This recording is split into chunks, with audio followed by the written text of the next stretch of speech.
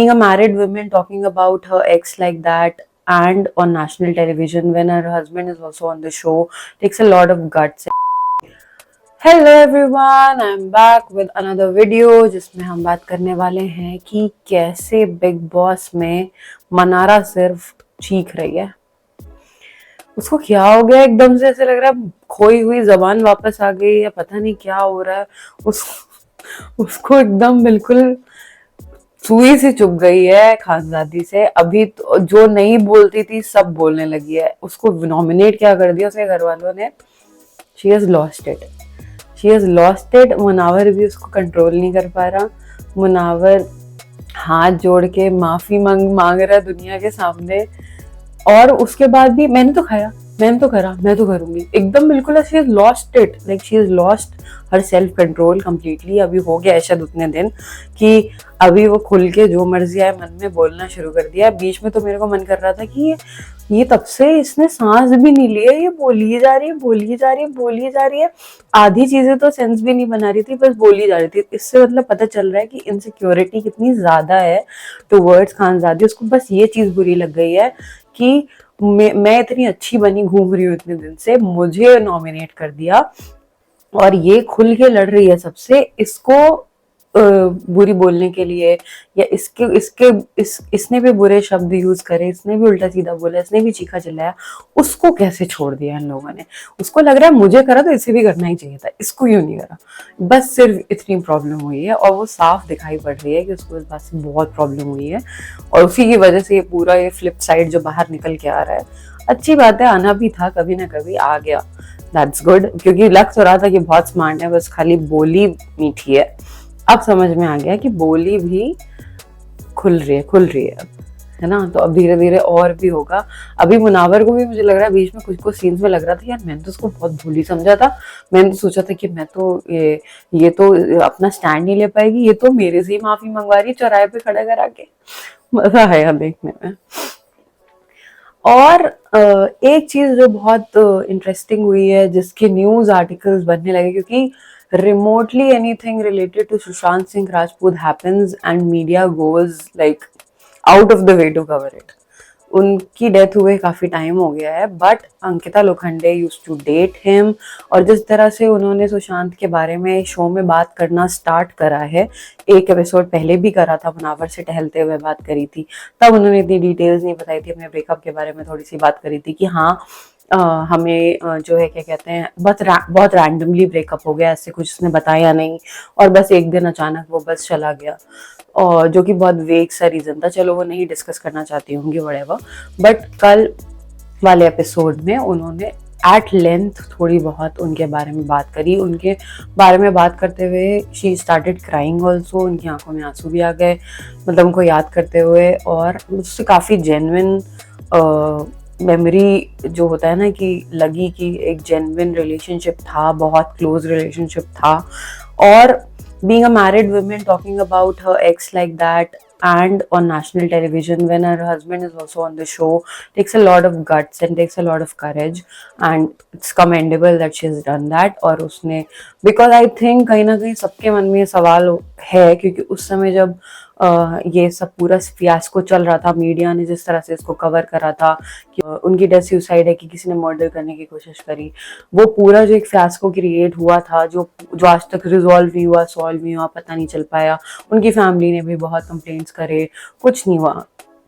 एक ट्रेंड सा आया और सब लोगों ने उसमें बहती गंगा में हाथ धुला उनका नाम यूज करके, and then everyone stop talking about it completely. So talking अब उन्होंने क्योंकि इसके बारे में थोड़ी सी बात करी है, तो which is very commendable that she remembered him, like बहुत ही एक अच्छी मन में फीलिंग के साथ कि अब तो वो चला गया, अब मैं क्या कर सकती हूँ, बहुत अच्छा इंसान था। मतलब जिस तरह की उनकी भाषा और जिस तरह की उनकी मेमोरी में वो हैं, वो सुन के काफ़ी अच्छा लगा कि वो बहुत हार्ड वर्किंग थे और बहुत मेहनती थे और बहुत नीचे से उठ के वहां तक पहुंचे थे, तो उन्हें अपनी इमेज की बहुत फर्क पड़ती थी कि लोग उनके बारे में, मतलब पता नहीं, मेरे मन में बस ये थॉट आया कि अगर उन्हें अपनी इमेज की इतनी फर्क पड़ती थी, तो अब when he is looking down upon us, जहाँ पे भी वो हैं, उन्हें लगा होगा कि उनके बारे में कितनी चर्चा हुई है after his death.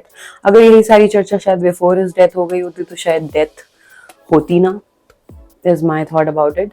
But he was one of the best we had, one of the best actor in the industry, and we lost him due to whatever reasons only known to him probably. ये conversation सुन के थोड़ा अच्छा लगा, and the way she started crying when she was talking about it, वो भी काफी अच्छा लगा।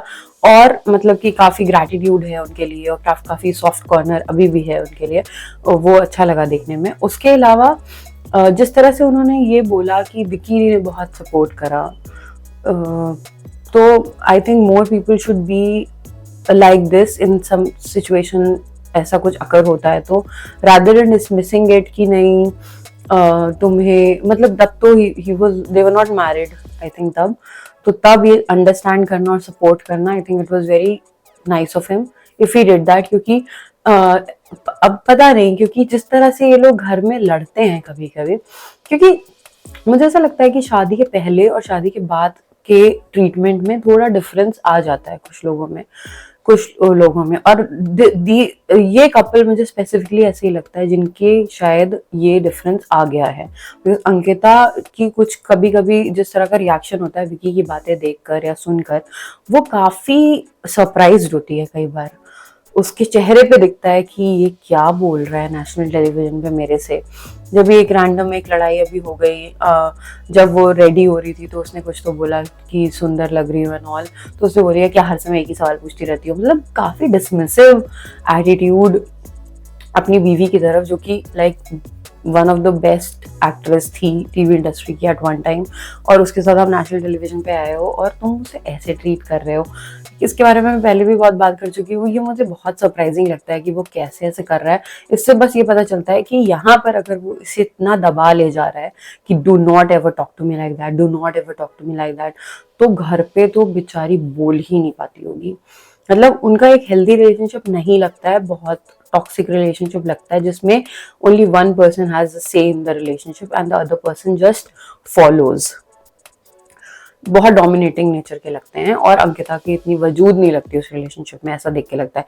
और उसी के कॉन्ट्रास्टिंग में ऐश्वर्या और नील के रिलेशनशिप में लगता है कि दोनों लिटरली भाई बहन नहीं होते हैं, जैसे भाई बहन की तरह लड़ाई करते हैं कि तू चुप कर, चल यहाँ से, चल यहाँ से। ये जो एक उनका एक लड़ने का तरीका है, वो वैसा लगता है कि वो भी अगली लगता है, मतलब फन भी लगता है, पर अगली है एक तरीके से कि किसी को भी इस तरह से बात नहीं करनी चाहिए आपस में। But if they both are comfortable with it, तो we are here to watch. मतलब हमें तो मजा ही आ रहा है ना देखने में, तो ठीक है। लेकिन उसके बाद वो लोग एक दूसरे को मनाते भी बहुत प्यार से हैं, जो विक्की और अंकिता के केस में नहीं होता, कभी नहीं होते देखा।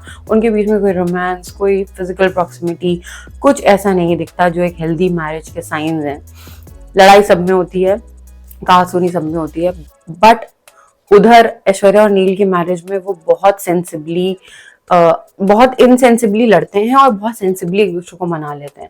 वो काफी क्यूट लगता है, हक करना, बहुत अच्छे से प्यार से बात करना कि तुमने क्यों करा था, बाबू बाबू करके एक दूसरे से बात करते हैं, बच्चा बाबू, बहुत क्यूट लगता है। बट उधर आई थिंक अंकिता कहीं ना कहीं उन दोनों के रिलेशनशिप को देखकर ये उसके मन में थॉट्स आते हैं कि she is not with the right person, I guess. क्योंकि आई थिंक वो उस तरह की पर्सनालिटी है जो इस तरह की इवेंट्स अपने लाइफ में एक्सपेक्ट करती है कि उसका रिलेशनशिप इस तरह का फन बबली हो, बट आई थिंक उसको वो मिल नहीं रहा है इस रिलेशनशिप में। तो इसका फ्यूचर क्या होगा इस रिलेशनशिप का, वो तो हमें धीरे धीरे पता चल ही जाएगा, क्योंकि वो बाहर आके जब ये सब फुटेज देखेंगी कि कैसे उन्होंने घर में बिहेव करा है उनके साथ, तो I think it will strike a cord in her brain somewhere कि ये सही नहीं हुआ है, विच आई थिंक वुड हैपन। नहीं होता है, they work it out, I think they need a counselling. They need counselling in their life, उनको बहुत ज़रूरत है।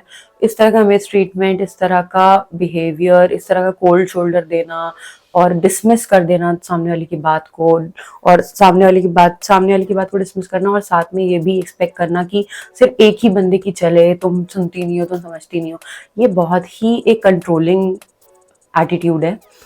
I don't think any women should tolerate it, and I think Ankita should take a stand for herself. बस इस analysis video में मुझे यही कहना था। एक और चीज़ मैं मेंशन करना चाहूँगी जो आई थिंक मेरे को बहुत नोटिसेबल लगी कि मैं वाज मेंशनेबल, कि मुझे संडे वाला ये जो जस्ट चिल सेशन है दोनों भाइयों का, वो मैं बहुत थॉरली इंजॉय कर रही हूँ। मुझे बहुत मज़ा आ रहा है।